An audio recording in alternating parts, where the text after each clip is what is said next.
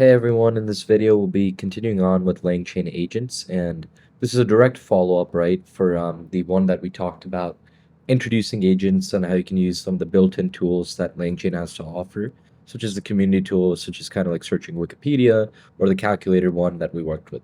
But in most real-world use cases, right, if you're trying to build any kind of agentic applications or use agents in your GenAI applications, you kind of need to bring in your own custom tools or custom code that you want to work with. And this can be, for example, interfacing with your own database or maybe working with some APIs that LangChain community tools might not support. So in cases like that, right, you're going to have to create a custom tool and enable that with your agent. So the agent creation process will be very, very similar to what we already saw with the built-in ones. But what I'll do in this video, right, is quickly show you how you can make a custom tool and how you can attach that to your agent. And then obviously you can take this example and apply it to your own APIs or to your own kind of external data access that you might be working with, right? So what I want to do is there's not really much more to whiteboard from a theoretical perspective. So we'll hop in directly to the LangChain documentation here, and I'll make sure to link this down below. You'll see that there's a few different ways that you could create custom tools with your own business logic, interfacing with whatever kind of APIs or data sources you're dealing with. A tool, just like the built-in tools, will contain the same stuff, the name, the description. The difference is we're going to add a few more parameters here, specifically in terms of the schema of the arguments that our tool's expecting. Because obviously whenever prompt's coming in, right, the agent needs to look for certain inputs to be existing in that prompt to know which tool to use, essentially. So that's where we can use things such as Pydantic to kind of clearly list out the schema that we're expecting in terms of the input that's coming in. Now, there's a few different ways that you can create these tools, right? You can do simple Python functions and have a tool decorator. This is probably the simplest and easiest way of getting started with, and you can see a bit of an example here. There's also LangChain runnables that you can work with, where there's all those predefined constructs provided for you, and you could see this right here from runnables right here, where you kind of stitch together with the chain itself directly. The one that I like using the most, and the one that we'll look at least in this example, is subclassing the base tool that they provide, the base tool class that they provide. And the reason I like this is it probably gives you the most kind of flexibility or control in terms of the code that you're providing. And you can also work with both synchronous and asynchronous use cases depending on what you're working with, essentially.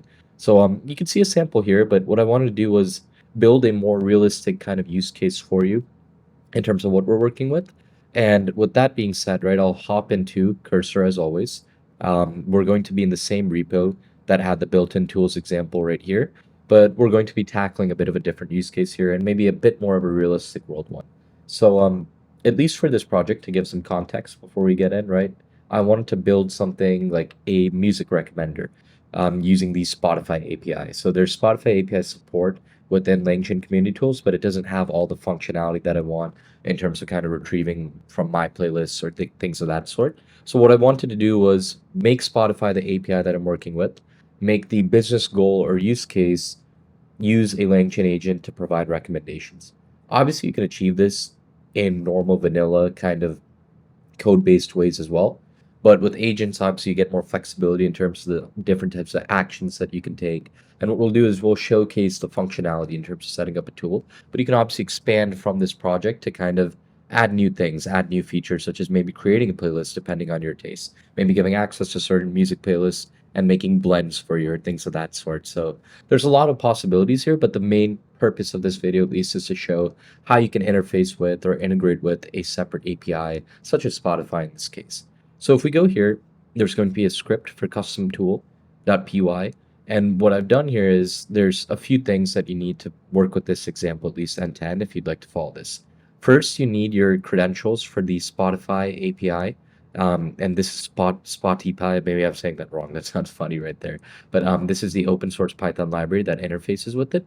You can make a Spotify API, or sorry, make some Spotify API keys and essentially store them in this environment file like I have here. But I'll link down below in the description the kind of setup process in terms of how you can work with that. But if you see here, I'm just using that Spotify API keys that I generated right there to instantiate a client here that basically allows for me to work with Spotify using this Python library that they provide. So you can get that. I'll link it in the README as well, but in the description as well. You can understand how to create those access keys, and you can keep this code the same. Just replace it with your own access keys here. So I set that up. And then from LangChain, I'm also installing a few different from LangChain, sorry, I'm also importing a few different tools. That base tool class that we're going to be inheriting from, and then we're going to use that as basically the interface, right? In terms of what we're going, in terms of providing our business logic that we're working with in terms of Spotify itself. So with that being said, right, once we have our Spotify client, there's a few classes that I create here. The first class, I'm going to define the schema for what I'm expecting. So for my Spotify use case, at least the way I'm thinking about or expecting it is, in the input prompt, the user is going to say, here are the artists I like. Can you generate this many types of tracks can you generate this many number of tracks depending on the artists that I provided or I've said that I've liked. So those are the two fields that we're capturing here. For the artists, we can say we're expecting a list of strings. The strings are the different artist names, and the tracks is an integer, which is the number of tracks that we want returned in terms of recommendations. So the setup is very, very vanilla. Like I said, the whole purpose of this is not to actually showcase a full out real world use case, but how you can interface with the API itself to maybe get some basic recommendations here. Now in the second class, right, what I'm going to do is I'm going to inherit from that base tool, base tool subclass we were talking of. I'm going to pass in some of the different things, right? The description for this. So I'm going to say use this tool when asked about music recommendations. Once again, every tool has that function description and name, right? So for the name, I said Spotify Music Recommender. The functionality of this is basically use it when there's a prompt about music recommendations. We pass in the schema that we've defined here, basically using Pydantic, and we say this is basically what you should be looking for within the input prompt that's coming in. And now what I've done, right, is I've defined a few utility methods. And this is where I'll get into this a little deeper in a second, but this run method is basically where the main business logic exists. And this is what LangChain expects. So if you see this define underscore run or underscore a run, this is for asynchronous use cases. This is what LangChain is going to be looking for when you use this approach of using the subclass in terms of the business logic is going to be encapsulated basically here in this main run method in terms of what I should be doing. So once it's parsed that prompt, that input prompt for the different kind of parameters that you defined using Pydantic there earlier, what it will do is after it takes that, it will execute the business logic that you're talking about. So this is not much different from traditional software engineering where you might have whatever APIs and functionality. We're just encapsulating it within this tool. And once again, like I said, we're going to let LangChain decide what tool to use depending on the use case. And essentially here, right, these static methods are just some of that same business logic I was talking about. This would be the exact same. Let's say if you weren't even working with agents, if you weren't even dealing with generative AI, right? This will just be your business logic in terms of, okay, when an artist comes, how can I use the Spotify API to search for that? So this is all just me interfacing with the Spotify API and filtering out the results the way I want. That's all that's happening in these methods. And if you see in this top tracks method, that's basically me just retrieving the top 10 tracks that I'm working with. That's what I'm saying. At least in this case, I don't want to retrieve more than 10 essentially. So like I said, don't place too much importance into understanding these functions here. The main idea is that's the core logic of how you want to interface with the API. Then I capture all of this, right, within this run method. And within this, right, we're going to say this is how we essentially want to use the Spotify API once we've parsed the input prompt. So once we've parsed for those artists and tracks in terms of what we're looking for in the input prompt, we can then execute this logic depending on everything that's happening. I then have one standalone method here, which is basically going to initialize the Spotify tool. If you remember, this is very, very similar to what we had in our built-in example. If we go to tools.py here, you'll see there's a defined get tools method where I'm basically capturing these three tools and I'm returning them similarly, except they're built in this case, right? So we return this custom tool, same exact thing's happening here. This is just me initializing and returning that there. The other files that you'll see here, this Bedrock client, just like we did with the custom tools, I'm just setting up Claude 3 Sonnet here. I'll link down below the Amazon Bedrock starter video for those of you that are new to that. But like I said, you can use OpenAI here. You can use whichever kind of LLM provider you're comfortable with. I've just used Bedrock because I use that most day to day in my life. And now if we come here to agent.py, you'll notice it's going to be very, very similar in terms of the agent creation itself, because the only thing that's differing is creating this custom tool that we're working with. So if we see here, we're going to import from LangChain agents as always. Agent type, we're going to use React, which is kind of the default type. that we talked about last time as well. And what I'll do in this main method is I'm going to set up my LLM class or object that I'm working with. I'm going to get the tool, the Spotify tool that using that method that we saw down below there. And I'm going to initialize an agent here, right? So here I'm going to pass in the tools, which is just one in this case. And I'm going to pass in that LLM object. So defining that we're using Bedrock Claude here. I'm going to say React is the agent type that we're working with, verbose, because I kind of want to see the entire thought process behind the LLM. Now I have a sample query, right? I like the following artists: Arjit Singh, Future, The Weeknd, probably the most random mix of people that you could ever find. But let's say I want to get 12 song recommendations from it. So ideally, this should be parsed for this list here and this integer here. Obviously, in a real world setting, you can make this a lot neater where you don't expect the user to pass in a list. You can define this to say it's not even a list, it's just comma separated values that you should parse as a list. You can have that logic where you can expose it by a UI with something like Streamlit, where by default it gets captured as a list just depending on the values they pass in, right? So this is just me showing the purpose here once again, but like always, it can be done a lot neater. So now let's say we want to execute this query right here. I think I'm not in my directory. Let me see where I'm at. Right here. Let's go into the custom tool example right there. And what I'm going to do is I'm going to execute that script right there. And if we see here, I need to activate. I have a virtual environment here. Let me do that. I think it's in the root right there. Activate, clear. By the way, for setup right here, what I was doing is I've basically used a virtual environment, and you'll have the requirements.txt there. This is all Python 3.9 and above, just a heads up there. You can install the requirements.txt. Like I said, it's not much different from the built-in tools. The only thing we're adding is that Spotify API that we're working with.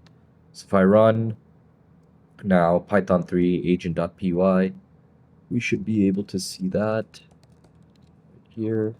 Let's go.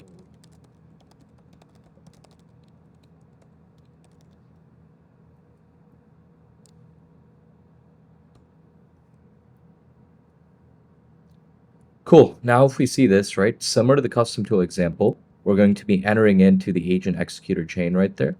And if we see this, it once again, there's that reasoning and action, right?